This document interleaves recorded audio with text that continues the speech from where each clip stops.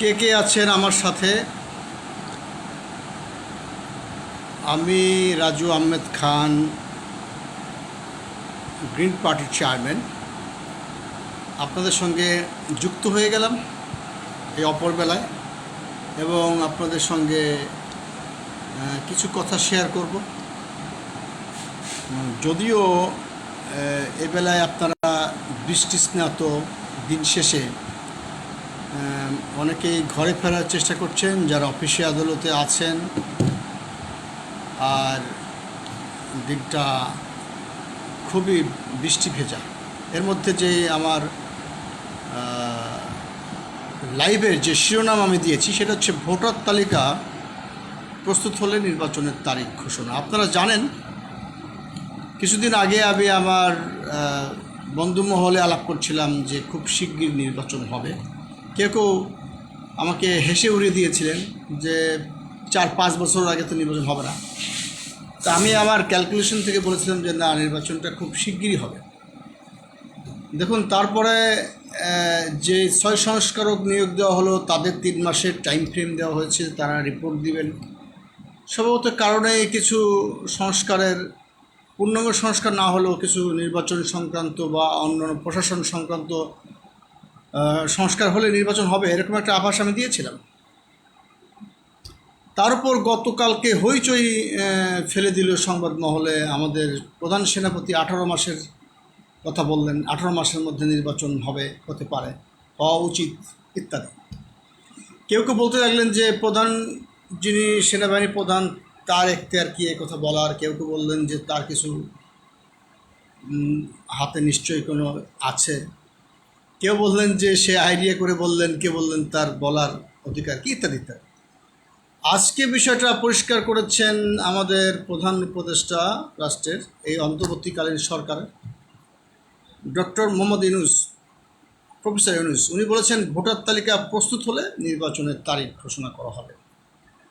দেশের, উনি কী বলেছেন বিস্তারিত আমরা পত্রিকা মারফত যা জেনেছি, দেশের সংস্কারের বিষয়ে ঐক্যমতে উপনীত এবং ভোটার তালিকা তৈরি হলে নির্বাচনের তারিখ ঘোষণা করা হবে বলে জানিয়েছেন প্রধান উপদেষ্টা ডক্টর মোহাম্মদ ইউনূস। আপনারা জানেন যে এর মধ্যে গতকালকের সেনাপ্রধানের বক্তব্যের সঙ্গে এই ডক্টর মোহাম্মদ ইউনূসের বক্তব্যের একটা মিল আছে, এবং সেনাপ্রধান তো বলেইছে যে আমার সঙ্গে প্রধান উপদেষ্টার মাঝে মাঝে এই মিটিং হয়, তাদের সঙ্গে দুজনের মধ্যে মতের মিল হয় বা মিল আছে।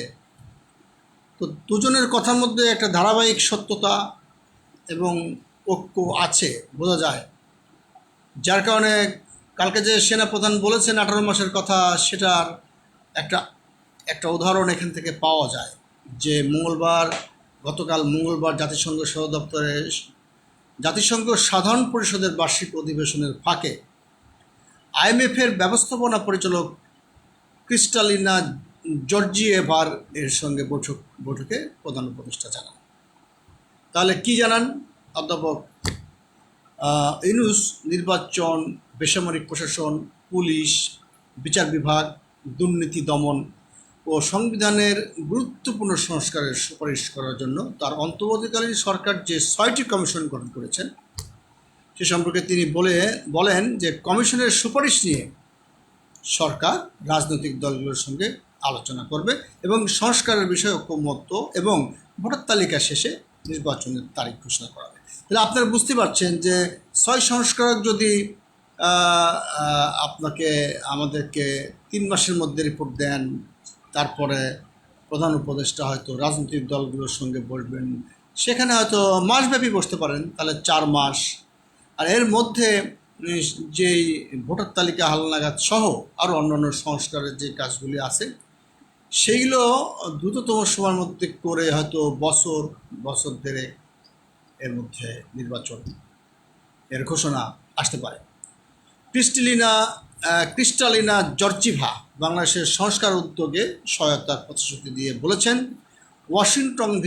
ওয়াশিংটন ভিত্তিক ঋণদাতা বিষয়টি নিয়ে অংশীজনদের সঙ্গে আলোচনা করতে ঢাকায় একটি দল পাঠিয়েছে। প্রধান উপদেষ্টা ক্রিস্টালিনা জর্জিয়েভাকে বাংলাদেশের পূর্ববর্তী স্বৈর শাসন উৎখাত করা ছাত্র নেতৃত্বাধীন গণ অভ্যুত্থান সম্পর্কে একটি সংক্ষিপ্ত ব্রিফিং করেন। তিনি ক্রিস্টালিনা তাকে বলেন, এটি একটি ভিন্ন দেশ, এটি বাংলাদেশ 2.0। আইএমএফের প্রধান নির্বাহী অন্তর্বর্তী সরকারের সংস্কার উদ্যোগে তার সমর্থন জানিয়ে বলেন, আইএমএফ বাংলাদেশ সরকারের জন্য আর্থিক সহায়তা দ্রুততর করবে এবং তিনি এও বলেন যে দ্রুত একটি আইএমএফ দল তারা বাংলাদেশে পাঠাচ্ছেন এবং এই মুহূর্তে সেটি ঢাকায় অবস্থান করছে। তার মানে ইতিমধ্যে পাঠিয়েছেন এবং তারা ঢাকায় অবস্থান করছে। দলটি আগামী মাসে আইএমএফ পরিচালনা পর্ষদের কাছে তাদের প্রতিবেদন দাখিল করবে বলে উল্লেখ করেন। জর্জিয়েভা বলেন, আইএমএফ বোর্ড টিমের প্রতিবেদনের ভিত্তিতে বাংলাদেশের জন্য একটি নতুন ঋণ দান কর্মসূচি শুরু করতে পারে, অথবা এটি গত বছরের শুরুর দিকে চালু হওয়া বিদ্যমান সহায়তা কর্মসূচির অধীনে আরও ঋণ দিতে পারে। জ্বালানি, বিদ্যুৎ, পরিবহন উপদেষ্টা ডক্টর ফজলুল কবির খান এবং বিশিষ্ট অর্থনীতিবিদ ডক্টর দেবপ্রিয় ভট্টাচার্য সেই বৈঠকে উপস্থিত ছিলেন। ওই সময় উপদেষ্টা ফজলুল কবির খান আইএমএফ প্রধানকে বলেন, বাংলাদেশের অন্তর্বর্তীকালীন সরকার মাত্র 1 সপ্তাহ সময়ে বিদ্যুৎ ও জ্বালানি খাতে অপরাধের দুর্গ গুড়িয়ে ফেলেছেন। ডক্টর দেবপ্রিয় দেশের অর্থ প্রদানের ভারসাম্য বাড়াতে আইএমএফের সহায়তার প্রয়োজনীয়তার উপর জোর দেন। তিনি বলেন, বিনিময় হার স্থিতিশীল করতে আইএমএফের ভূমিকা গুরুত্বপূর্ণ। আপনারা শুনছিলেন, আমি রাজু আহমেদ খান, গ্রিন পার্টির চেয়ারম্যান। এই নির্বাচন সংক্রান্ত একটি নিউজ আমি পাওয়ার পর আপনাদের সঙ্গে সেটা শেয়ার করলাম। বাস্তবিক অর্থে বাংলাদেশে দ্রুততম সময়ের মধ্যে একটি নির্বাচন হবে, সেটার ইঙ্গিত সেনাপ্রধান এবং সরকার প্রধান মানে প্রধান উপদেষ্টার কাছ থেকে আপনারা পেলেন।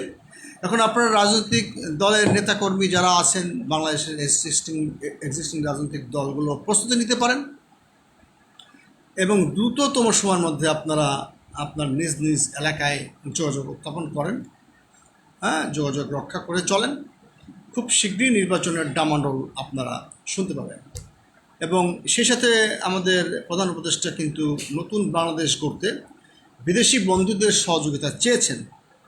তো সেই সহযোগিতার হাত বাড়িয়ে দিচ্ছে বিশ্বব্যাপী এবং তিনি বলেছেন, যুব সমাজের জীবন উৎসর্গ অদম্য নেতৃত্বের মধ্যে বাংলাদেশে যুগান্তকারী পরিবর্তন ঘটছে।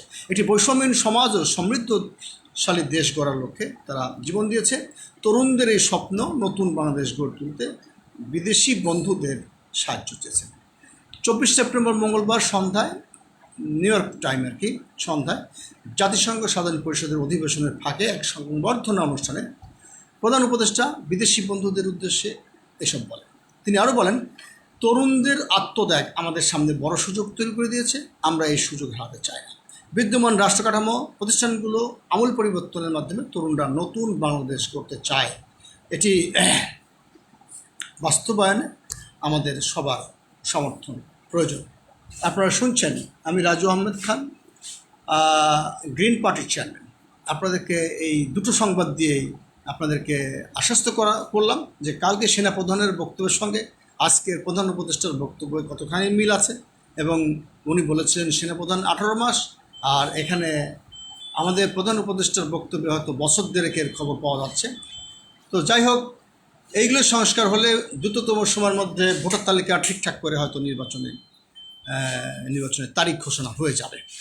সবাই ভালো থাকবেন এবং গ্রিন পার্টিকে নিবন্ধনের আওতায় আনার জন্য আমরা চেষ্টা করছি। আমরা হয়তো খুব শিগগির একটা আবেদন করব নির্বাচন কমিশনে এবং যারা কেন্দ্রীয় কমিটিতে আমাদের যারা আছেন তাদেরকে সহ আরও কিছু কেন্দ্রীয় কমিটির নেতৃবৃন্দের অংশগ্রহণে সংযোজনে আমরা কমিটিকে সমৃদ্ধ করব। আমরা খুব শিগগিরই আমরা নিবন্ধনের জন্য নির্বাচন কমিশনে আবেদন করব। গ্রিন পার্টি ছিল, গ্রিন পার্টি আছে এবং গ্রিন পার্টি থাকবে। গ্রিন পার্টি অনলাইনে আছে, গ্রিন পার্টি অফলাইনে আছে এবং মানুষের দুঃখ দুর্দশার পাশে আছে, মানুষের পাশে আছে।